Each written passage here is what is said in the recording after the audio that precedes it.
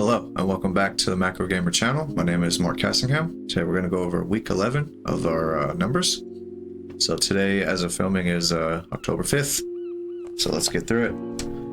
So, as of October 5th today, our current portfolio net worth is $194.84. Again, that is at 10/5, that's today. Our portfolio weekly data for week 11. As you can see in the lower right, we're down 0.13%. You see we had this dip happening between Monday and Tuesday, September 30th, October 1st. And also in anticipation of jobs data this week, which had a large increase in jobs, made it a little volatile for our bonds and dollar position. So you're seeing like kind of a spike, so kind of a rough week.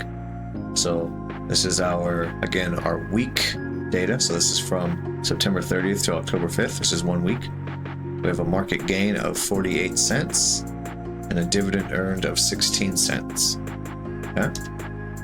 Now we have our monthly data. And remember, this large spike up is when we did a $30 cash deposit. You see the net cash flow 29.63. This was September 25th. So this is cash being deposited. This isn't marked portfolio performance.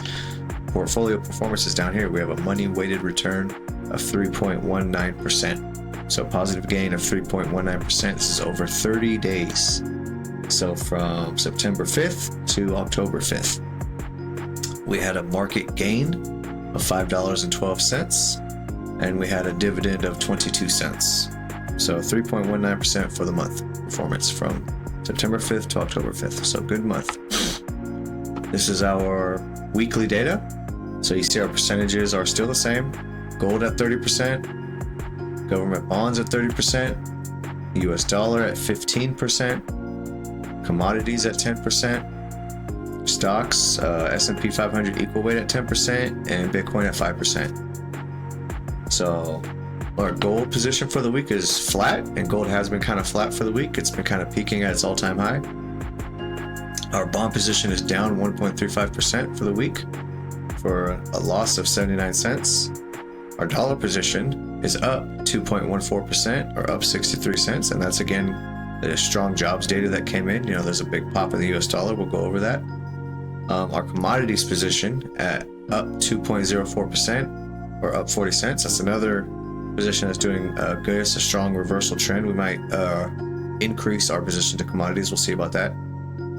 We have our equal weight stocks down 0.2% for a market loss of 4 cents.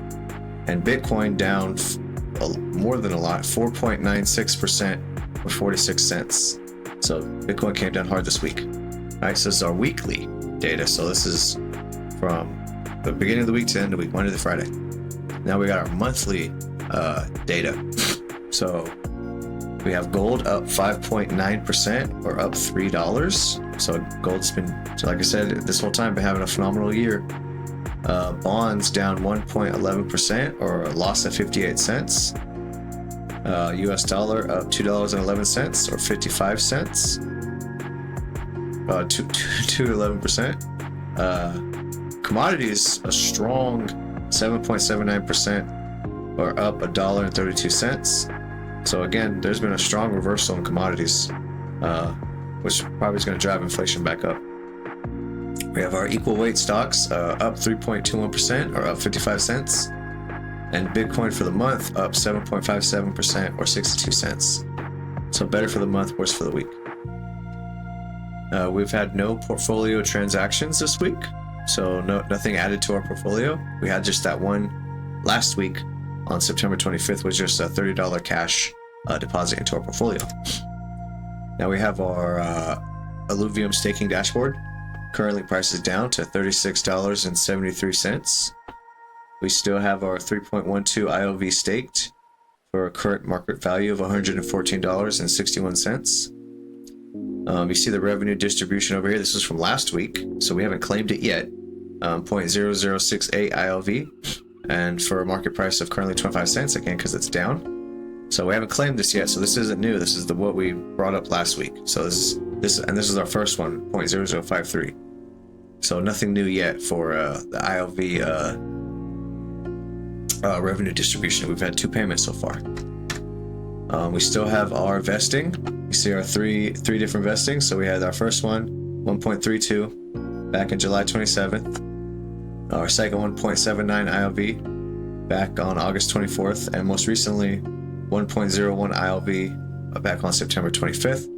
And you see we have our unlocking dates. So each one we locked for a full year to try to get double the rewards whenever we get a revenue distribution payment. So that's how this is all set up. And again, this is the same revenue payment we got last week. So again, I haven't claimed it yet, but this is the same revenue distribution from last week. So just remember that. And we've had no transactions for Illuvium. So we haven't bought anything this week. And those are our weekly numbers. So now we get to the fun stuff, which is our charts. So as always, we start with my favorite asset right now because of how well it's performing, which is gold. So just this chart is just straight up and to the right. There's no other way to describe it. This has been a strong, this is the year trend. So going all the way back here to October, beginning of October 23, and we're in October 24 now. So just a full year, just up cycle, just for gold. So gold's been doing good. It's kind of hitting this top trend line. It did it here back in April and May. So it might peak and then come back down a little bit. It might retrace some. We're gonna see. I don't know if it will go break out and continue out. I kind of doubt it. Gold doesn't move that, typically doesn't move that strongly. But a good strong trend like this over a year has been great. No reason to sell gold. We keep gold. Gold's great. Government bonds. Now this is where, look at this drop down right here. This was Friday. This was the jobs data coming in. So basically we had stronger data, and I'll show the number. Stronger data coming in.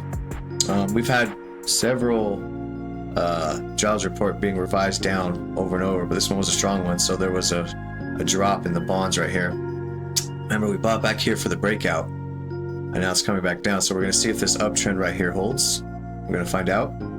But right now we're watching bonds. I may reduce my position in bonds depending on how the numbers go, especially when it comes to commodities. Our US dollar, you see the reversal. You see the strong up, this uptrend, because of that jobs information, it really started popping up. So it was a volatile week. You know, remember our government position is 30%, and our dollar position is 15%. You know, I could change the dollar position to maybe increase it if it breaks above this bearish trend, this red line. I could do that, or vice versa. If the government bond breaks below this green line, this bullish position, I might change it as well. So we'll see if these two might change their percentages. Commodities, you see this thing just broke out like crazy. This started back in September. Looks like September 10th, and it's just smashed through this bearish trend lines. So it could be like this back here, you know, when it broke out in April 24, but then it came back down. You know, it went really strong, broke out, and then it came back down, but then the trend did continue up overall. So we're going to see, I might increase my position to commodities. Right now it's at 10%. I could go higher. But we're just watching it right now. This is too much too fast to get into a position for me. I got to see more of a consistent trend to want to allocate more money to it. But as of right now, it is smashing through this bearish trend. So we're going to see how commodities continue to do. And then stocks, of course, also have had a very strong trend through the year. I've said before, I'm not as bullish on the economy overall. So I'm only keeping my stock position at 10%. I'm not exactly convinced, you know, that it's going to be a long-term bull market like this. It has been going for a while, though. Can't deny it.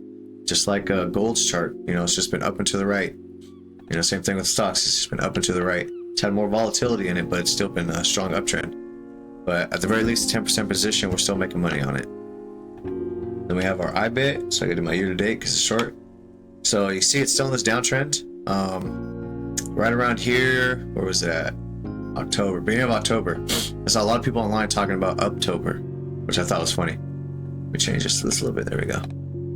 Saying it was going to break through, and you know, October was going to be super bullish. So far, it hasn't been. So it broke through here, broke through here in July, it broke through here in June, and it kind of peaked around here in March. So it's still in this bearish trend until it reverses. You know, it's going to be the same. Or at the very least, it's got to get back up to the previous all-time high and go above it. You know, for the trend to really change. But as of right now, it's a bearish trend. It's been like that since March. So if you're bullish on Bitcoin, you know, you're waiting still. You know, you can't deny the trend. It is what it is. Like, this is the trend right now. So I only have this at a 5% position. But if we were in a bull market, stocks were going up and everything, I'd be more bullish on stocks and it would increase my position, and probably be more bullish on Bitcoin as well and increase my position. Right now, I'm not, like I said, I'm not very optimistic, so I'm gonna let this keep going down. I'm gonna keep it at 5% position. And that's primarily our numbers for this week. So there wasn't much change. I'm gonna see how next week goes. Like I said, if commodities continue to go up, if bonds coming down, dollar keep going up, you know, I'm gonna have to rearrange these percentages again. Then every week I'll make an update so you'll see it.